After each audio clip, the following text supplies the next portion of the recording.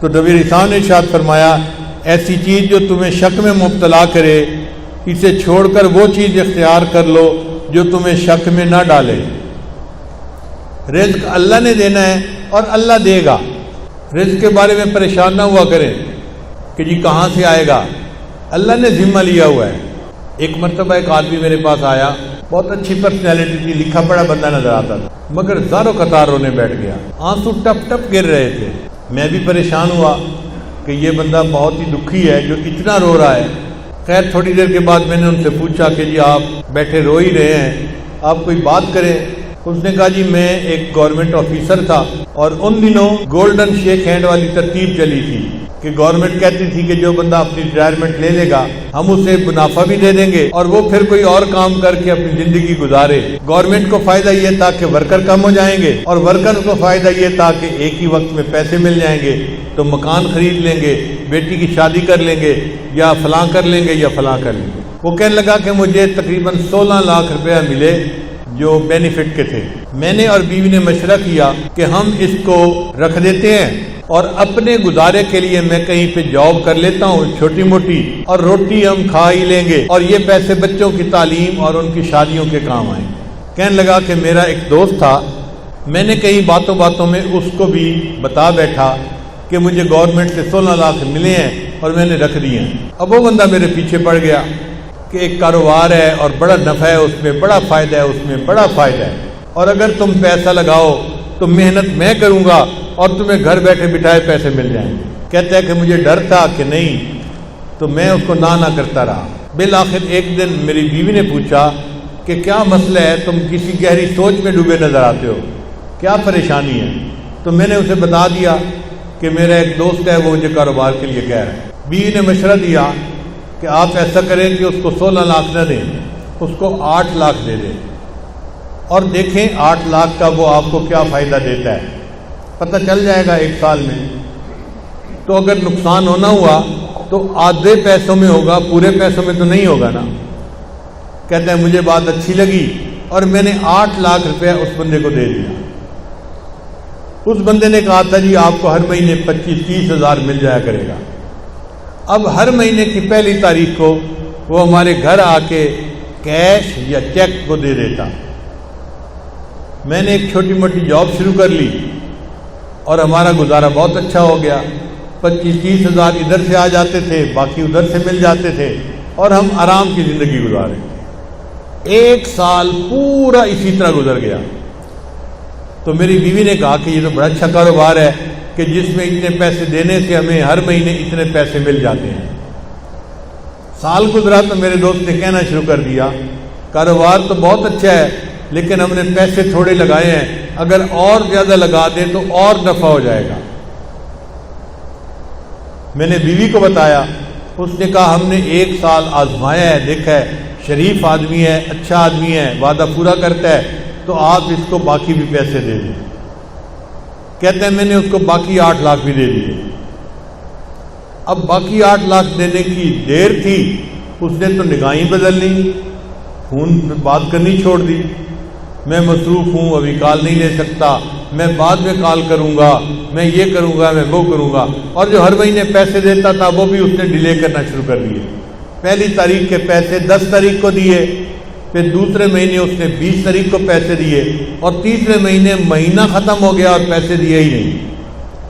اب میں نے اسے فون کیا، بھئی آپ ہر مہینے پیسے دیتے تھے تو ہمیں گھر میں خرچے میں تنگی ہو رہی ہے، آپ پیسے نہیں دیے اس مہینے۔ اور جی میں نے آپ سے بات کرنی ہے، میں 2 بندوں کو لا کے آپ سے بات کروں گا۔ اب بات اس نے کیا کی، اس نے کہا جی کہ مجھے تو کاروبار میں نقصان ہو گیا ہے اور 16 لاکھ کے 16 لاکھ ختم ہو گئے ہیں، تو میرے پاس تو پیسہ ہی نہیں آپ کو دینے کے لیے۔ اور جو بندے لے کے آیا تھا وہ بھی اسی کے سائڈ کے تھے، اسی طرح کے، وہ بھی مجھے سمجھانے لگے اور کہنے لگے کاروبار میں لاس بھی ہو جاتا ہے، پروفٹ بھی ہو جاتا ہے، اب آپ نے اگر 1 سال پروفٹ کھایا ہے تو لاس ہو گیا تو لاس کو بھی برداشت کر لو۔ کہنے لگا میں بڑا پریشان کہ میرے 16 لاکھ روپے غبن ہو گئے، ختم ہو گئے۔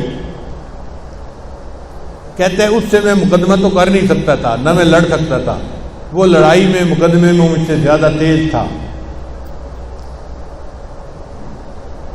لیکن مجھے گلٹ تھا اندر ایک میرے صدمہ تھا کہ یہ میرے بچوں کے لیے پیسے تھے، میں اس کو محفوظ رکھتا تو بچوں کی پڑھائی میں کام آتے، بچوں کی شادیوں میں کام آتے، میں نے بچوں کے پیسوں کو ضائع کر دیا، لہذا میں نے خود یہ غلطی کی۔ کہنے لگا کہ اب میرے اندر اتنا گلٹ ہے کہ بس ہر وقت آنسو بہتے رہتے ہیں اور مجھے سمجھ نہیں آتی کہ میں کیا کروں۔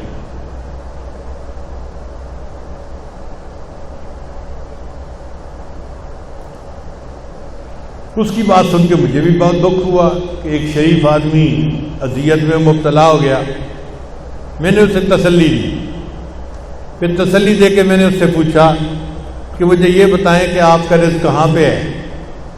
کہنے لگا کیا مطلب؟ میں نے کہا آپ کا رزق زمین میں ہے یا آسمانوں میں ہے؟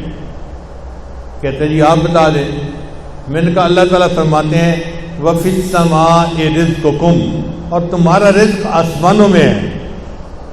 تو جب ہمارا رزق آسمانوں میں ہے تو ہمارا رزق کوئی ہتھیار نہیں سکتا، کوئی چوری نہیں کر سکتا۔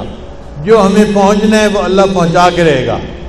اگر کسی نے پہنچانے میں بددیانتی کی تو اللہ دوسرے ڈاکیے کے ذریعے سے پہنچا دیں گے، کسی اور طریقے سے پہنچا دیں گے۔ اللہ اس پر قادر ہے کہ اس کو پہنچائے۔ اس کو تھوڑا تسلی ہو گئی۔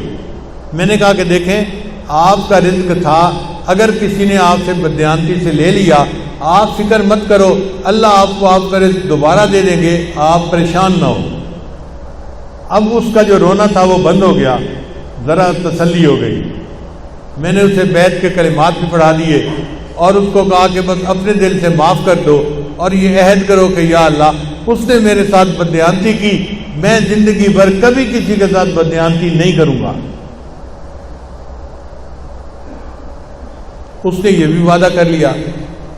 پھر میں نے کہا اچھا یہ بھی میرا وعدہ کرو کہ جب اللہ آپ کو آپ کی ضرورت سے زیادہ پیسہ دیں گے تو آپ زکوٰۃ پابندی سے ادا کریں گے۔ اس نے یہ بھی وعدہ کر لیا۔ لو جی میں نے دعائیں دے کے اس کو رخصت کیا۔ رخصت ہوتے ہوئے مجھ سے پوچھنے لگا حضرت اب میں کیا کروں؟ میں نے کہا کہ بھئی آپ کوئی ایسا کام شروع کریں جو پیسے کے بغیر ہوتا ہے، اللہ برکت دے دیں گے۔ تو ہنس پڑا، حضرت پیسے کے بغیر تو کام کوئی نہیں ہوتا۔ میں نے کہا سوچیں کوئی نہ کوئی کام ایسا نکل آئے گا، چاہے مزدوری کیوں نہ کرنی پڑے۔ لو جی وہ گیا اور اس نے گھر جا کے بیوی کو بتایا۔ اس کی بیوی کا غم بھی ختم ہو گیا کہ ہمیں ہمارا رزق اللہ دے دے گی۔ پھر بیوی نے اس کو مشورہ دیا، ہم دیہات میں رہتے ہیں اور یہاں جو کسان ہوتے ہیں نا یہ کھاد خریدتے ہیں شہر سے، اور ان پڑھ ہونے کی وجہ سے ان کو پتہ ہی نہیں چلتا کہ یہ کھاد کون سی ہے اور کون سی نہیں ہے۔ تو آپ اگر شہر کی کسی کمپنی سے کھاد کی بوریاں کریڈٹ پہ لے کر آئیں اور ان دیہاتیوں کو یہاں بیچ دیں پروفٹ رکھ کے، تو پھر پیسے آپ واپس کر دینا اور کچھ آپ کو نفع مل جائے گا۔ لو جی یہ بندہ کھاد کی کمپنی کے پاس گیا ملتان میں، ان سے بات کی کہ مجھے جی آپ 10 بوریاں دے دیں کریڈٹ پہ، میں آپ کو پیسے مہینے کے اندر واپس کر دوں گا۔ وہ کہے جی ہم تو آپ کو نہیں جانتے، ہم آپ کو کیسے دے دیں؟ یہ کہے جی میرے کاغذات دیکھو، میں اتنا آفیسر تھا گورنمنٹ کے اندر، یہ بھی مجھے جانتا ہے، یہ بھی جانتا ہے، یہ بھی جانتا ہے۔ وہ کہیں کہ بھئی ہمیں تو شکل صورت سے بھی نظر آتا ہے کہ تم آفیسر رینک کے پڑھے لکھے بندے ہو، لیکن ہم بغیر پیسے کے کیسے اپنا مال دے دیں؟ ہم نہیں دے سکتے۔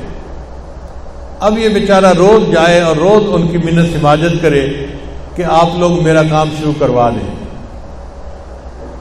جو مینیجر تھا نا وہاں کا وہ ذرا رحم دل بندہ تھا، اس کو رحم آ گیا۔ ایک دن وہ کہنے لگا دفتر والوں کو کہ بھائی اس کو 10 بوری کریڈٹ دے دو اور گارنٹی میری ڈال دو، اگر اس نے پیسے نہ بھی دیے تو 10 بوری کے پیسے میں ادا کر دوں گا کہ چلو مجھ سے غلطی ہوئی، لیکن اب اس بندے کو 10 بوری دے دو۔ اس بندے کو 10 بوری مل گئی، یہ لے آیا، اس نے آ کے کسانوں کو بیچی، ہر بوری پہ 50-50 روپیہ اس نے نفع رکھ لیا، تو 10 بوری کا اس کو اچھا بھلا فائدہ ہو گیا۔ چنانچہ پھر یہ 10 کی جگہ 20 بوری لینے لگ گیا، پھر 30 بوری لینے لگ گیا، پھر 50 بوری، کرتے کرتے ایک وقت آیا کہ کمپنی والوں نے کہا جی ہم آپ کو پورا ٹرک کریڈٹ پہ دے دیتے ہیں۔ اب اس نے کریڈٹ پہ ٹرک لیا اور لوگوں کو تقسیم کی کھاد اور ان سے پیسے لے کے واپس دے دیے. پھر 1 ٹرک سے 2 ٹرک اور 3 ٹرک اور ٹرکوں میں کام شروع ہو گیا. اللہ کی شان دیکھیں, کوئی 6-7 سال کا عرصہ گزرا ہوگا. یہ بندہ ایک دن میرے پاس واپس آیا, مجھے کہتے ہیں الحمدللہ حضرت آج میں 16 کروڑ کی پراپرٹی کا مالک ہوں. 16 لاکھ اس کے ضائع ہوئے تھے, اللہ پہ توکل کی, اللہ نے برکت رزق میں ایسی دی کہ 16 کروڑ کی پراپرٹی کا وہ مالک بن گیا. تو ہم کیوں اس معاملے میں شک میں پڑیں یا اپنے ذمے حرام لگائیں؟ دل میں تسلی رکھیں, اللہ نے جو ہمیں دیا ہے وہ اللہ نے ہمیں پہنچا کے رہنا ہے. جب اللہ نے پہنچا کے رہنا ہے تو ہم حرام کی طرف کیوں ہاتھ بڑھائیں؟ اس لیے جو چیز شک میں ڈالے اس کو چھوڑ کے اس طرف آ جاؤ جو چیز شک میں نہیں ڈالتی. اللہ تعالی ہمیں ایسے صاف پاک معاملات کرنے کی توفیق عطا فرمائے.